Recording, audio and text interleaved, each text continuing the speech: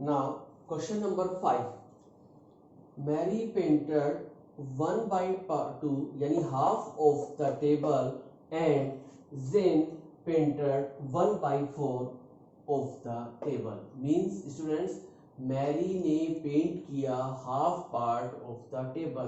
एक टेबल है और उस टेबल का मैरी ने क्या कितना हिस्सा पेंट कर दिया है, हाफ पार्ट तो मैरी ने पेंट कर दिया है, ठीक है।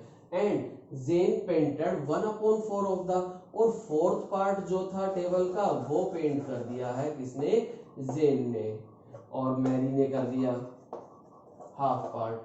अब देखिए क्या था, मैरी ने हाफ कर दिया, जेन ने 1/4 कर दिया, और क्वेश्चन था what fraction of the table did the girls paint, यानी उन गर्ल्स ने कितना, देखो यहाँ जो फ्रैक्शन वर्ड आया व्हाट फ्रैक्शन मींस यहाँ पर ये है, क्योंकि फ्रैक्शन का मीनिंग आपको डेफिनेशन बताएगी थी, fraction is the part of the whole, यानी पार्ट है, एक हिस्सा है किसी पूरी चीज का। तो क्वेश्चन आपसे ये पूछा गया है कि गर्ल्स ने उस टेबल का कितना हिस्सा, कितना फ्रैक्शन यानी कितना हिस्सा पेंट कर दिया था। हमको पता है क्या करेंगे भाई, हाफ उसने किया, 1/4 उसने किया, टोटल कितना हो गया, दोनों को ऐड कर दिया। चलिए ऐड कर देते हैं, Mary painted half of the table, Jane painted 1/4 of the table, दोनों को हमने ऐड किया, एलसीएम इज 4, 2 से डिवाइड किया, 2 2 जा, 2 को 1 से मल्टीप्लाई करके 2 आ गया, 4 से 4 में डिवाइड किया, 1 1 जा 1, 3/4 पार्ट ऑफ द टेबल, यानी कि टेबल का कितना हिस्सा पेंट हो गया, 3/4 हिस्सा टेबल का पेंट हो गया है, ठीक है। Now question number 6, John lives at 17/10 kilometer from the school, means John school से इतने किलोमीटर की दूरी पर रहता है। हम यहाँ एक डायग्राम से समझेंगे इसे। ये मान लीजिए एक स्कूल है और स्कूल से जॉन रहता है, जो जॉन है वो रहता है 17/10 किलोमीटर दूर। स्कूल से 17/10 किलोमीटर दूरी पर जॉन का घर है। अब पॉल लीव्स एट 12/7 यानी 12/5 यानी 7/5 किलोमीटर, और जो पोल है, दूसरा एक स्टूडेंट है पोल, वो स्कूल से रहता है, दूसरा स्टूडेंट हम एक लेते हैं पोल, ये लेते हैं पोल, और पोल रहता है स्कूल से 7/5 किलोमीटर। अब जॉन स्कूल से 17/10 किलोमीटर की दूरी पर है और पोल स्कूल से 7/5 किलोमीटर की दूरी पर है, ये हमें क्वेश्चन में गिवन है। Now how many further from the school does John live than Paul. इस क्वेश्चन का मतलब समझिए, कितने किलोमीटर दूर ज्यादा है जॉन का डिस्टेंस फ्रॉम लीव देन पोल, यानी जॉन स्कूल से कितना ज्यादा दूर है पोल की बजाय, यानी ज्यादा दूर पे कौन है, जॉन, और पास कौन है, पोल।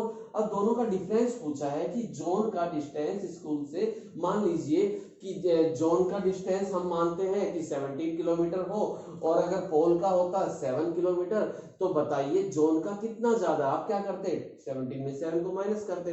तो वही हमें यहां करना है। हम क्या करेंगे यहाँ पर, हमने लिखा John distance from the school 17/10 kilometre, Paul's distance from the school 7/5 kilometre. दोनों का मैंने जैसे स्टार्ट में बताया था बेटा, सबसे पहले क्वेश्चन में गिवन क्या है, दिया हुआ क्या है, उसे ही आपको लिखना होता है लैंग्वेज बनाते समय, यही लैंग्वेज बनाने की ट्रिक होती है ना इसमें। फिर John leaves further than Paul by, John रहता है दूर पोल से कितना, कि बाई मतलब कितनी ज्यादा, दोनों का डिफरेंस क्या है, उसके लिए बेटा दोनों को हमने क्या किया, सब्ट्रैक्ट किया, 17/10 माइनस 7/5, दोनों का हमने एलसीएम लिया 10, 10 में 10 से डिवाइड किया 1, 1 17 जा 17, 5 से डिवाइड किया 5 2 जा 10, 2 7 जा 14, एंड 17 माइनस 14 3/10 किलोमीटर, यानी जॉन पोल की बजाय कितना ज्यादा दूर है, 3/10 किलोमीटर ज्यादा है उसका डिस्टेंस पोल की बजाय। क्लियर। तो ये था आपका question number 6। Now question number 7. Babita has 2 1/3 meter of blue ribbon and 3 1/2 meter of the red ribbon. Means Babita के पास ब्लू कलर का रिबन 2 1/3 है और रेड कलर का रिबन 3 1/2 मीटर है। क्वेश्चन क्या है आगे, how much blue and red ribbon does she have together. Together मतलब एक साथ कितना होगा। तो बस हमें ये बताना है कि दोनों रिबन्स को मिलाकर टोटल रिबन कितना है, उसके लिए हमें ऐड करना है। बस blue ribbon is 7/3 metre, red ribbon is 7/2 metre and total ribbon is 7/3 plus 7/2। LCM is 6, उसके बाद 3 2 जा 6, 2 7 जा 14, 2 3 जा 6, 3 7 जा 21, दोनों को ऐड किया 35/6 मीटर। मींस टोटल रिबन है 35/6 metre. Now question number 8. A scooter tank has 2 1/3 liter of petrol. Means students, एक स्कूटर के टैंक में 2 1/3 लीटर पेट्रोल है। Pramod rides around for 3 hours and sees that the petrol level has come down to half liter. Means क्या है बेटा कि प्रमोद ने scooter चलाया 3 घंटे तक और देखा कि पेट्रोल के टैंक में बचा है हाफ लीटर। क्वेश्चन है how much petrol did he use riding around. जब उसने राइड किया स्कूटर तो कितना पेट्रोल यूज हो गया। 3 घंटे तक स्कूटर चलाया, अब 3 घंटे तक स्कूटर चलाया है तो पेट्रोल का लेवल कम होगा, ठीक है, कम होकर बच गया आधा लीटर। पहले था इतना लीटर, अब बच गया आधा लीटर। तो कितना उसने यूज कर दिया, उसके लिए क्या करेंगे, हम सब्ट्रैक्ट करेंगे। सब्ट्रैक्ट करने के लिए सबसे पहले तो लैंग्वेज जो क्वेश्चन में दिया है वही लिखेंगे। Total petrol in tank 7/3 litre, petrol left in tank 1/2 litre और यूज कितना हो गया 7/3 माइनस 1/2। एलसीएम लिया 3 2 जा 6 हो गया बेटा नीचे एलसीएम। अब 3 2 जा 2 7 जा 14, 2 3 जा 3 1 जा 3, 14 माइनस 3 इक्वल्स टू 11/6 लीटर। और आपकी बुक में बेटा कभी क्या होता है कि जब भी न्यूमरेटर ग्रेटर देन डिनोमिनेटर होगा तो आपकी बुक में इस तरह से मिक्स फॉर्म में भी क्वेश्चन दिया जा सकता है। ये इस तरह 6 1 जा 6 प्लस 5 11/6 लीटर, इस तरह भी आपके बुक में दिया हो सकता है। और हमने ये पहले बता चुके हैं कि किस तरह से हमें मिक्स में कन्वर्ट करना होता है। और केवल मिक्स तभी किया जाता है जब न्यूमरेटर ग्रेटर देन डिनोमिनेटर हो। तो ये था बेटा question number 8। Yes students, now come to question number 9. David lives 1 kilometre from town. David town से 1 किलोमीटर का डिस्टेंस पर रहता है। Now Samuel lives 5/6 of a kilometre, यानी 1 किलोमीटर का 5/6 पार्ट, यानी 5/6 मल्टीप्लाई 1 यानी 5/6 किलोमीटर की दूरी पर सैमुअल रहता है टाउन से। अब question, how much closer to town. कौन ज्यादा पास है, मतलब कौन नहीं, how much closer to town does Samuel live than David.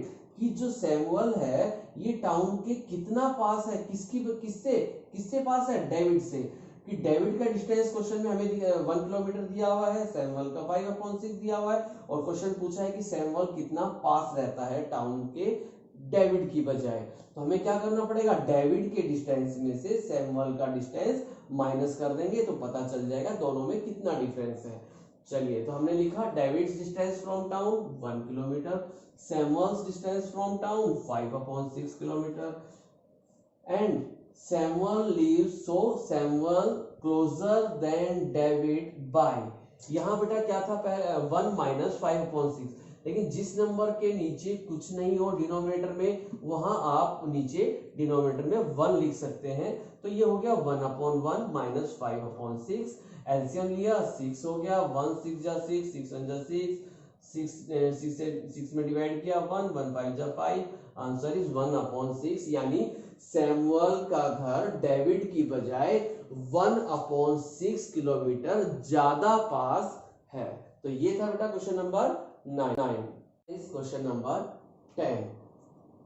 Sonam took 1/5 hours to finish her English homework.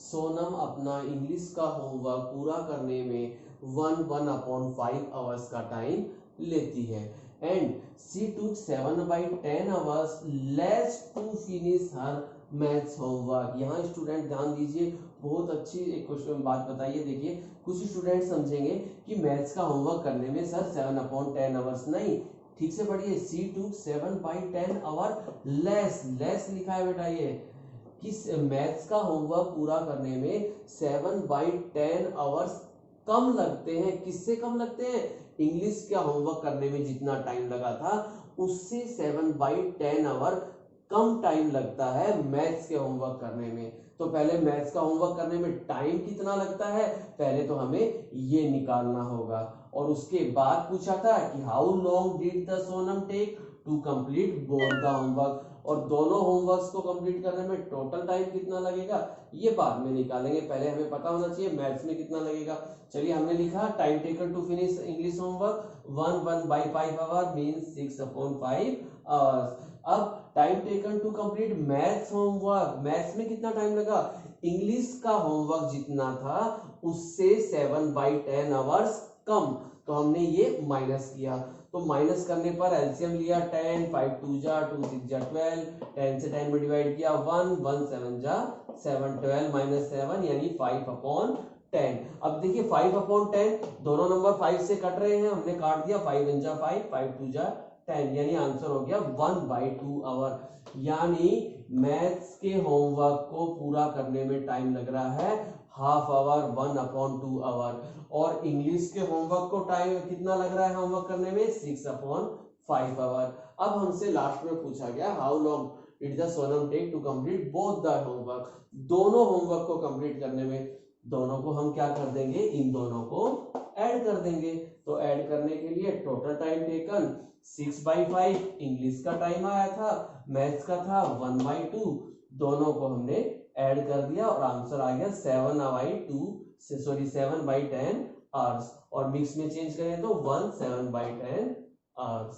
तो इस तरह से स्टूडेंट्स आपकी ये वर्ड प्रॉब्लम की एक्सरसाइज थी। फिर से मैं रिपीट कर रहा हूँ, वर्ड प्रॉब्लम्स जब भी एग्जाम में हो कहीं भी है, आप उसे थोड़ा थोड़ा करके रीड कीजिए और समझिए, रटिए मत, समझिए कि हमें टोटल पूछा है या बचा हुआ पूछा है, ऐड करना है या सब्ट्रैक्ट। 2 टाइम्स रीड कीजिए, आपको डेफिनेटली पता चल जाएगा उस क्वेश्चन में ऐड है या सब्ट्रैक्ट है या मल्टीप्लाई है या डिवाइड है, लेकिन रीड कीजिए थोड़ा थोड़ा। Clear students? इस तरह से आपसी एक्सरसाइज थी 11E वर्ड प्रॉब्लम्स, अच्छे से पूरी हो गई है। आप एक बार फिर से रीड करें और सॉल्व करें। Good luck students.